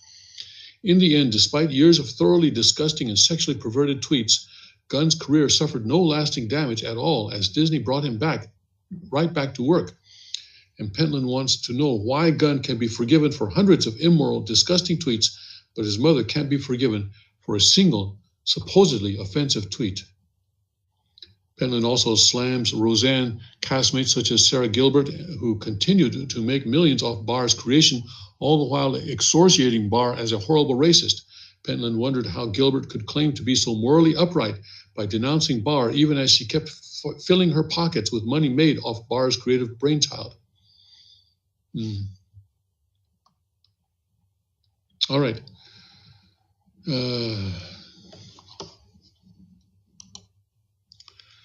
Well, we know what Hollywood is. It is a cesspool. It is a cesspool. There are some Christian movies are being made now, and let's support those, and let's move away from the cesspool of Hollywood. Let China have it. If China wants Hollywood, yeah, let it have it. Yeah, let them have it. But let's move away from it. Okay. Afghan pilot training program ends after nearly half went AWOL inside the United States. Oh my goodness. They flew away. They flew the coop. The New York Times confronted at shareholders meeting for racism and anti-Semitism. Yeah. Where's Hollywood? Where's Hollywood when you need them? Yeah. New York Times is being racist. Is Hollywood doing anything? Are they canceling their subscriptions at least? Are they telling their libraries to stop carrying New York Times? Justin Danhoff, General Counsel for the National Center for Public Policy Research, joined Friday's edition of SiriusXM's Breitbart News Daily with host Alex Marlow to describe his observations when he questioned the New York Times board of directors about what he described as the news media outlets' anti-white, anti-Semitic, and anti-conservative biases during a Thursday shareholder meeting. Danhoff reflected on the New York Times publication of what he said was an extremely anti-Semitic cartoon, framing President Donald Trump as a blind man being led by a seeing eye dog with a profile of Israeli Prime Minister Benjamin Netanyahu. The imagery was vile, determined Danhoff. Initially, when the Times was called out on this, they didn't even apologize. They just issued some blatant statement. And then when the backlash got super fierce, they did apologize and they pulled down the cartoon. Danhoff recalled, my whole premise at the shareholder meeting when I confronted A.G. Sulzberger, the publisher of the Times, over this was it wasn't a one-off, it wasn't a mistake, it was an inevitable result of the ethos that lives within the New York Times. Danhoff described the demeanor of the New York Times executive board members during the shareholder meeting. They don't live up to their own standards, says Danhoff. If any conservative wants a really, really good laugh or maybe a good cry, I highly recommend a New York Times shareholder meeting, because when they gave their presentation about the state of the company, the preening coming off these individuals about how they are the purveyors of truth, how they have to fight an administration that is anti-truth and anti-press and hostile to the press and creating a hostile working environment for them. And that the chairman of the board, Mr. Sulzberg, was so proud of his son, AG, for standing up to President Trump at the White House and putting his foot down, saying, we are not the enemies of the American people. Danhoff continued, you could smell the pomposity coming off of these people. But this is the world they live in. They self-genuflect. They self-congratulatory. And they do honestly believe deep down that they are the purveyors of truth. The purveyors of truth. And they call us a cult. Come on. Danhoff said, when I asked the question, instead of giving me an easy, earnest answer as an investor, because as an investor, this obviously hurts the Times, right? They've got Jewish readers. This is not good from an investment standpoint. And I had a serious question about the damage that this may do, and what they're going to do about it. Instead of giving me an earnest answer, the publisher of the Times started by condescending to me. Danhoff went on. Sulzberger said, well, I can't imagine that you want to hear an honest answer, but I'm going to give you one anyway. This is literally how he started his answer. I've been to 150 shareholder meetings talking to CEOs across a range of industries. Nobody's ever condescended to me like that. So that just goes to show that when they hear a conservative point of view, like one question, one time a year, at one meeting, that they can't even deal with it because they never hear from any other side, and they don't want to hear from the other side. Danhoff remarked, that's the point. They don't want my opinion. They don't want what I see as truth. What I was bringing to them were all facts, by the way, all verifiable facts of things that have happened within the New York Times. They're so petulant that they can't even listen to a conservative talking for 2.5 minutes asking about what's going on at the paper. The New York Times exhibits anti-white, anti-Semitic, and anti-conservative biases, concluded Danhoff. In response to the aforementioned cartoon's publication, the New York Times announced it was, quote, taking disciplinary steps with the production editor who selected the cartoon for publication, unquote, and that it will be updating its unconscious biased training to ensure it includes a direct focus on anti-Semitism. In a summary of its 2019 annual shareholder meeting, the New York Times describes itself as possessing, quote, editorial independence, unquote, and integrity. It claims to be entirely fearless, free from ulterior influence, and unselfishly devoted to the public welfare. So how do they define the public? Remember, in communist countries, they have the term enemy of the people. And they define the people. People is defined as, well, of course, the Communist Party and people who support the Communist Party. And so also when the New York Times says we are devoted to the public welfare, their definition of public is people who agree with them, people who are on their side, people who are in their cult. That's the public. And people who are not in that public, people who disagree with them, people who are outside that, they are the enemy of the public. Just like in communist countries, they have enemy of the people. The New York Times also markets itself as committed to give the news impartially without fear or favor, regardless of party, sect, or interests involved. All right, well, enough of that. Enough of that. Yeah, New York Times. they pay their people a lot of money, and because they get a lot of advertising. And so some of the people that they employ are good at digging up all sorts of facts and information. And they can also afford to send reporters overseas, which many publications today cannot. The Washington Times, for example, cannot afford to send people overseas anymore. So sometimes New York Times articles are beneficial to read as long as you are able to read between the lines and also be aware that you're not being given the full picture. The fact that New York Times can send people overseas but the Washington Times cannot is a very dangerous thing in itself. Of course, Washington Times not under True Father's authority anymore. Ah, yes, the Pope. We have to do the Pope today, don't we? So what is the Pope worried about today? What is he worried about? Is he worried about pedophilia? Is he worried about the fact that he's being accused of heresy? No, none of that. Excessive demands for national sovereignty is what he's worried about.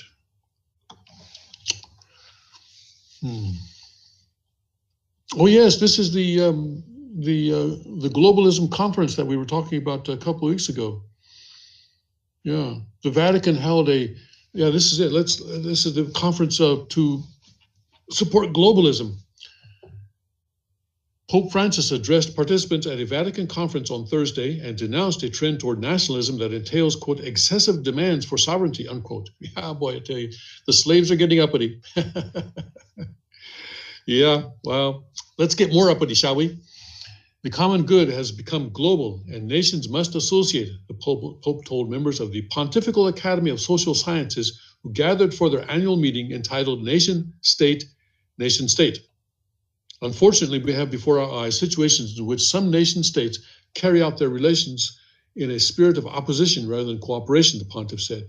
Many tensions come from an excessive demand for sovereignty on the part of states, often precisely in areas where they are no longer able to act effectively to protect the common good.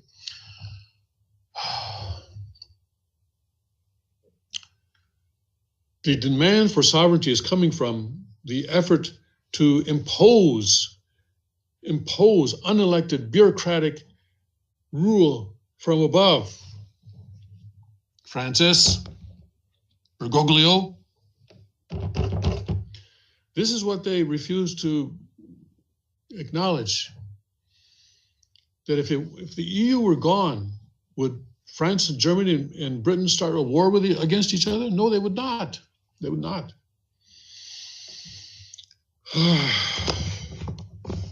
But this is what we're being told. If you don't want a war, you have to have the EU. You have to have the UN.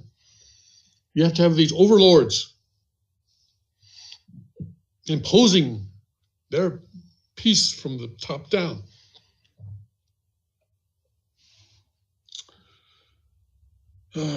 Patriotism is a good thing, Francis said, but can become perverted when it involves the exclusion and hatred of others, when it becomes a conflictual nationalism that builds walls, indeed even racism or anti-Semitism.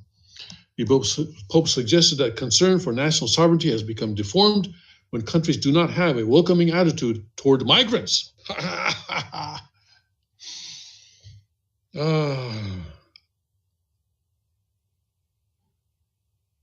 The Church observes with concern the reemergence in many parts of the world of currents that are aggressive toward foreigners, especially migrants, as well as a growing nationalism that neglects the common good, he said.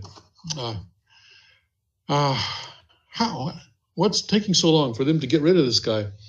Come on, Already the, a few dozen theologians, Catholic theologians and others signed a letter to bishops saying, you got to investigate this guy, Francis, and if he continued on his way, you've got to assume that he has voluntarily vacated the papacy. This is what they said.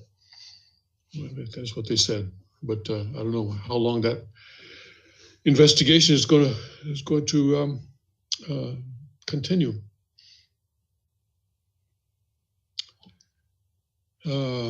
So President Trump is monitoring and watching social media censorship, We have what's known as freedom of speech. Well, I don't know. Do we? Burger King mocked for mental health meals. No, it might not be a bad idea. I could recommend a few people. Maybe build a Burger King in Hollywood. Burger King sparked criticism and mockery on social media for a new product line called Real Meals that was launched to coincide with Mental Health Awareness Month. Real Meals. Burger King launched a new product line this week to bring awareness to Mental Health Month. The new food items, which are called Real Meals, are designed to coincide with various real-life moods and mental health issues. The limited edition promotion will only be offered in major cities, including Austin, Seattle, Los Angeles, and New York.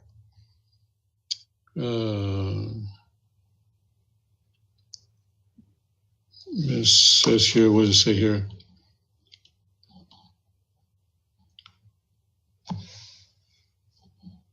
So apparently they're serious.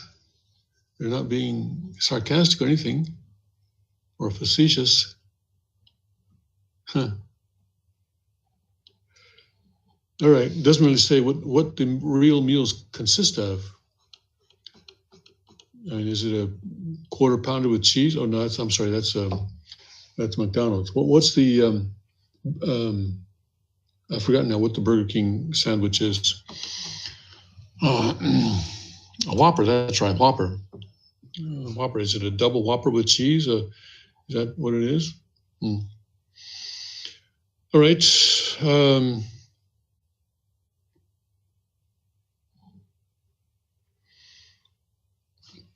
Pentagon is saying China could deploy submarines and to the Arctic as a nuclear deterrent.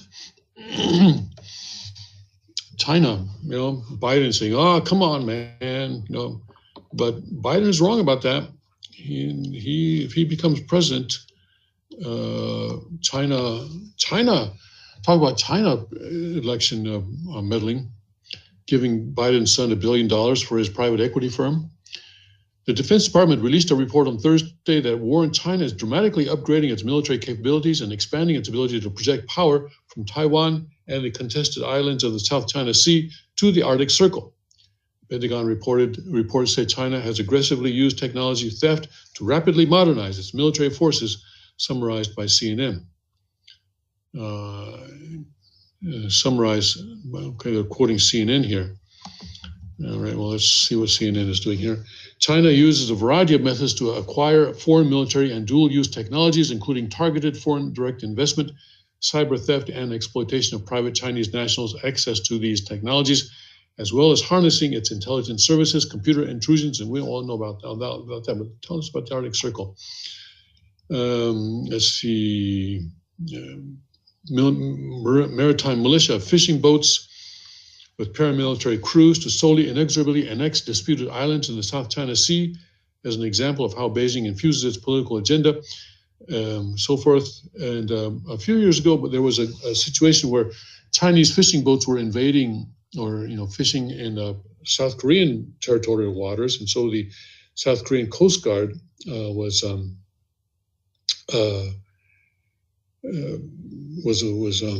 cracking down on that, and one South Korean Coast Guard seaman was killed by the Chinese by crew of the Chinese fishing boat. So yeah, paramilitary is right. This is their militia. The Pentagon anticipated China will field between 65 and 70 submarines by 2020. Roughly a dozen of them nuclear-powered. That undersea fleet should be large enough to provide China with a continuous nuclear deterrent at sea, essentially meaning some of Chinese weapons will be constantly deployed on submarines that could not easily be destroyed by an enemy first strike. The report considered several scenarios for China using military force against Taiwan. Even with its upgraded military capability, China seems unlikely to launch an all-out invasion as long as Taiwanese keep their defenses strong and do not force the issue by declaring full independence, but several lesser uses of force are possible, such as China attempting to pressure Taiwan into reunification. China could use missile attacks and precision airstrikes against air defense systems, including air bases, radar sites, missiles, space assets, and communications facilities to degrade Taiwan's defenses, neutralize Taiwan's leadership, or break the Taiwan people's resolve, the report said.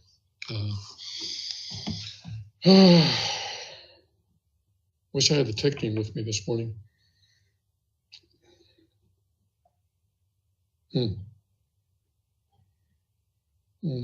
Anyway, no message from them. Yeah, Saturdays we have a very excellent tech team with us normally, but maybe they had a late night last night. I don't know. They're not here this morning.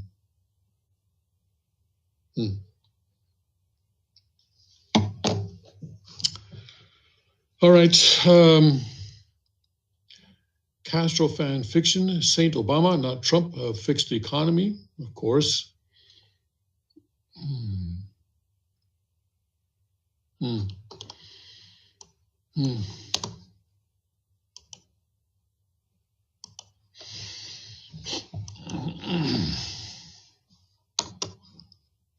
What would happen if I were to post Paul Joseph Watson's video on my Facebook site? I'm going to see what happens. I'm going to see what happens. I'm going to do that and see what happens. Yeah, I think we need to do something to resist this. To resist this. The more people they take off, the more people they ban. Of course, the less advertising or whatever, the less data they get, less advertising revenue they get. Yeah, I'm going to do that as soon as I finish here, before I go home. See what happens. Let's see what happens. Let's all see what happens. All right. This banning stuff is really childish, and it's the same thing as banning or burning the books during the Middle Ages.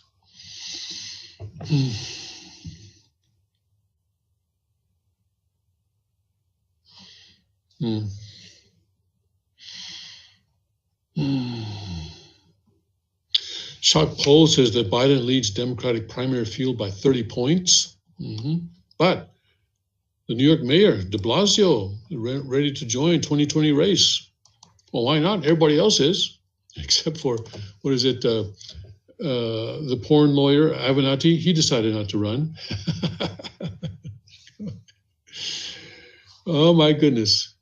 Anyway, de Blasio, it seems, is expected to announce his candidacy for president next week. Yeah, well, the more the merrier again, I guess. Mayor de Blasio will jump into the 2020 presidential race next week, according to 4 people with knowledge of his plans, entering a crowded field of 21 other Democratic hopefuls and 2 Republicans, dead last. The 2020 kickoff could come as early as de Blasio's birthday on Wednesday, when he'll turn 58, 2 sources said.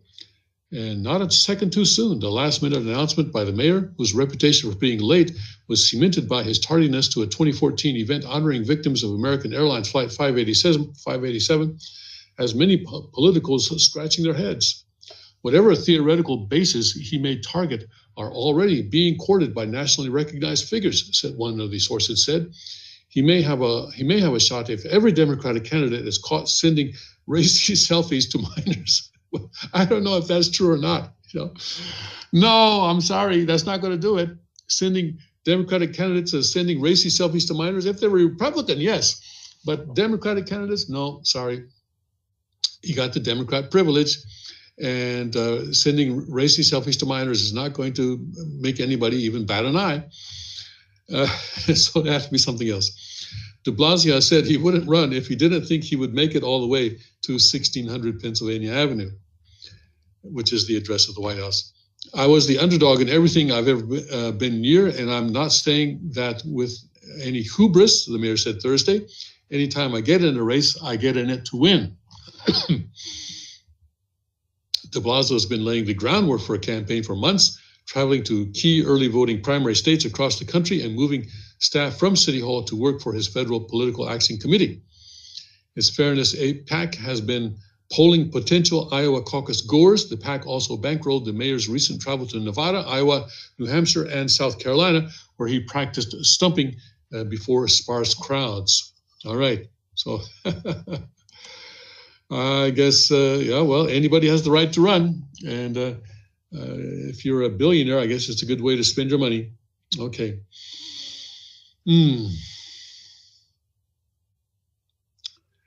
And let's see, Democrats mount seventh effort to squeeze Barr.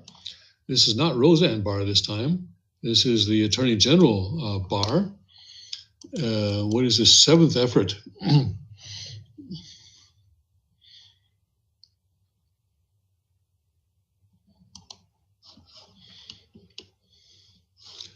Let's see here.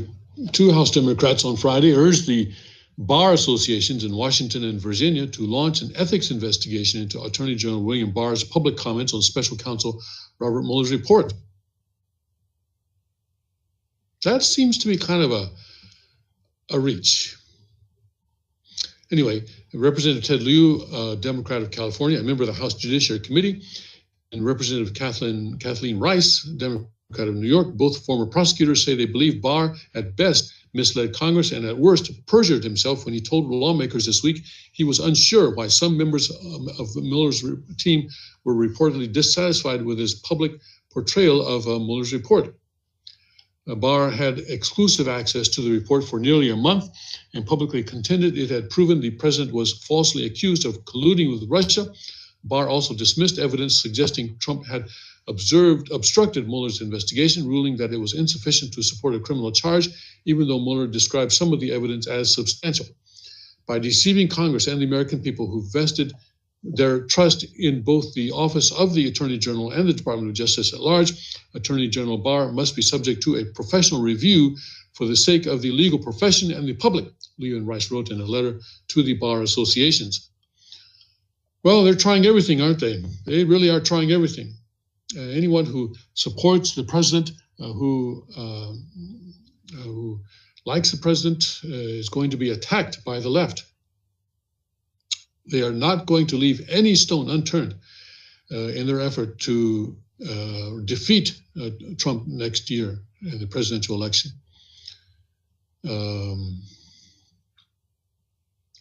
Including, I think, rigging the actual election itself if it turns out that he has won, despite their efforts. You know, presidential elections have been rigged in the past. President Kennedy, come on, President Kennedy, I think there's a pretty famous case in his situation with the election results in Chicago, where the election results in Chicago were manipulated to give him Illinois and thereby the presidency. And that may well happen. Something similar could well happen next year in the presidential election, as I think the Democrats are really showing that they consider getting rid of Trump to be the goal that justifies all means. It is the goal that justifies all means. You can see that by what they're doing here.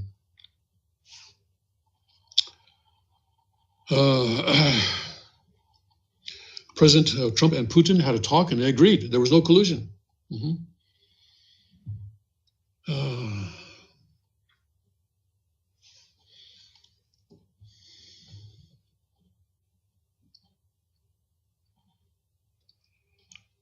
So we'll see what goes on there.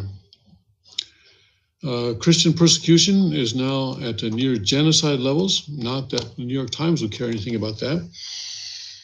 This is on the BBC. BBC is publishing this story. That's amazing. The persecution of Christians in parts of the world is at near genocide levels, according to a report ordered by Foreign Secretary Jeremy Hunt. So that would be the British Foreign Secretary. The review, led by Bishop of Truro, the Right Reverend Philip Mountstephen, estimated that 1 in 3 people suffer from religious persecution. Christians were the most persecuted religious group it found. Look at that. Christians were the most persecuted religious group it found. This is BBC talking. Hey, it's not InfoWars, not Paul Joseph Watson. So is Facebook going to ban BBC now? Oh, conservative, extreme. Mr. Hunt said he felt that political correctness had played a part in the issue not being confronted. The interim report said the main impact of genocidal acts against Christians is exodus, and that Christianity faced being wiped out from parts of the Middle East. It warned the religion is at risk of disappearing in some parts of the world, pointing to figures which claimed Christians in Palestine represented less than 1.5% of the population, while in Iraq they had fallen from 1.5 million before 2003 to less than 120,000. Wow, that's more than a 90% decrease. Evidence shows not only the geographic spread of anti-Christian persecution, but also its increasing severity, the bishop wrote.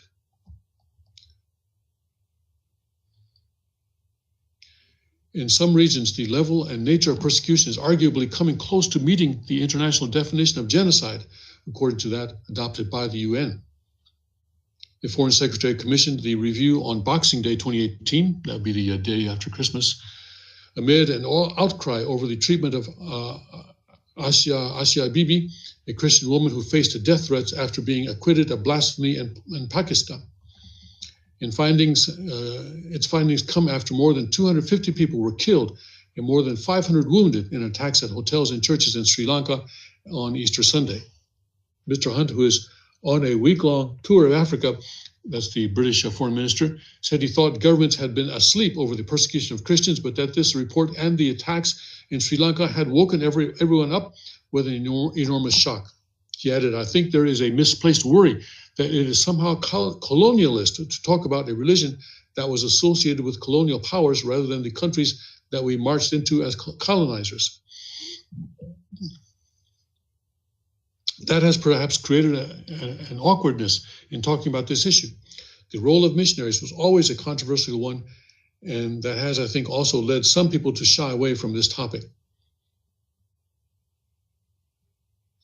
The role of missionaries was always a controversial one.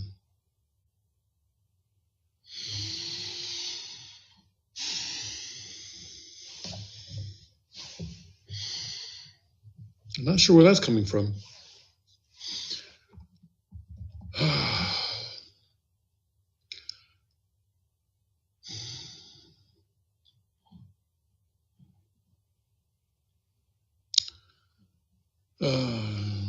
What we have forgotten in that atmosphere of political correctness is actually the Christians that are being persecuted are some of the poorest people on the planet.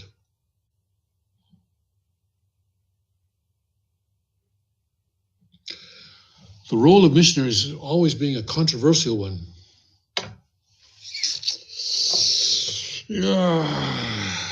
Not sure where that's coming from at all. Whether it is in authoritarian regimes or bigotry masked in the mistaken guise of religion, reports like the one launched today remind us that there are many places in which Christians face appalling levels of violence, abuse, and harassment, she said.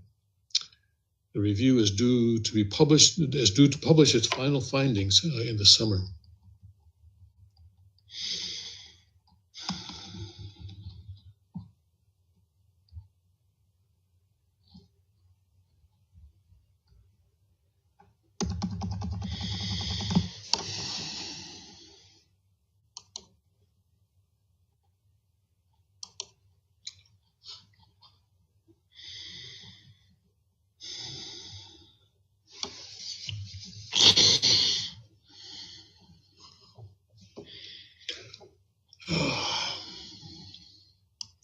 I'm a little bit triggered by that thing about the role of missionaries always being a controversial one, but I'm not really sure what to say about it right now. It sort of comes out of the blue at me. Anyway. Okay. Oh, yeah. Let's go to, Drudge likes his animal stories. And he has one here. In the lawless world of service dogs, many families suffer. Let's do that. Maybe I can get a little bit untriggered with this dog story. Families defrauded by unregulated service dog trainers. This is an AP story out of North Carolina. All the counseling, therapy, and medications did little to ease 9-year-old Sobe Cummings' crippling anxiety and feelings of isolation. And so a psychiatrist suggested that a service dog might help the autistic child connect with other kids. To Glenn and Rachel Cummings, Mark Mathis seemed like a dream come true. His kennel, Lycaonia service dogs, was just a couple of hours away, and he too had a child with autism. But what clinched the decision was Mathis's credentials. Is Lycaonia a certified program? Yes, stated an online brochure. In 2013, Mark was certified as a NC state-approved service dog trainer with a specialty in autism service dogs for children. 10 months and $14,500 later, the family brought home a shaggy mop of a dog that Sobe had come to view as her savior.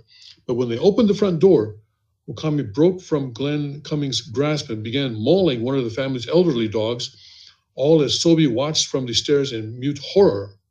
It was only after they had returned Okami and asked for a refund that the family learned the truth. Mathis was not a state-certified dog trainer. In fact, North Carolina has no such certification program, and neither does any other state. The service dog industry, particularly in the field of psychiatric service dogs for people with autism and post-traumatic stress disorder, has exploded in recent years. But a near complete absence of regulation and oversight has left needy, desperate families vulnerable to incompetence and fraud. It is a lawless area, the Wild West, said David Favre, the law professor at Michigan State University and editor of its Animal Legal and Historical Society website, Animal Legal and Historical Center. Properly training a service dog can take up to 1.5 years and cost upward of $50,000, depending on the tasks it is taught to perform.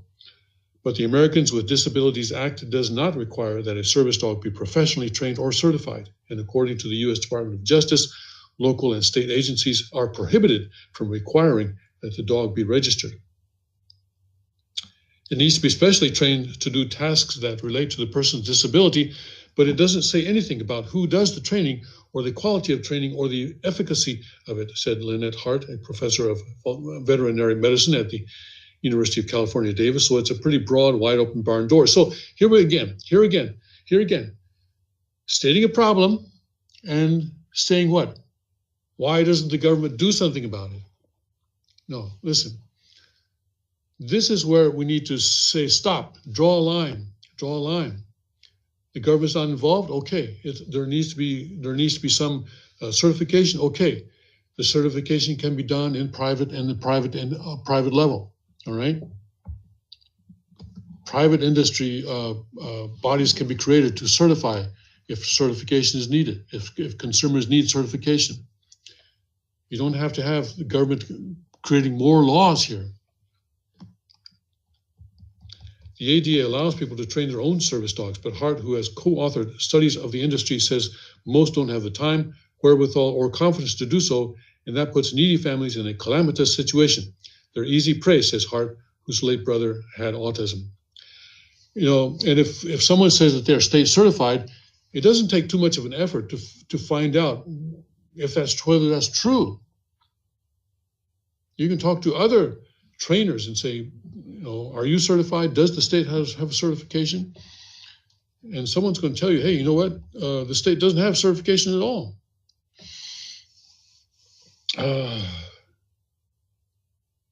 In 2012, the state of Illinois sued Lycaonia and Animals for Autism over a heartless scam in which she took several $1,000s from families but never matched them with dogs.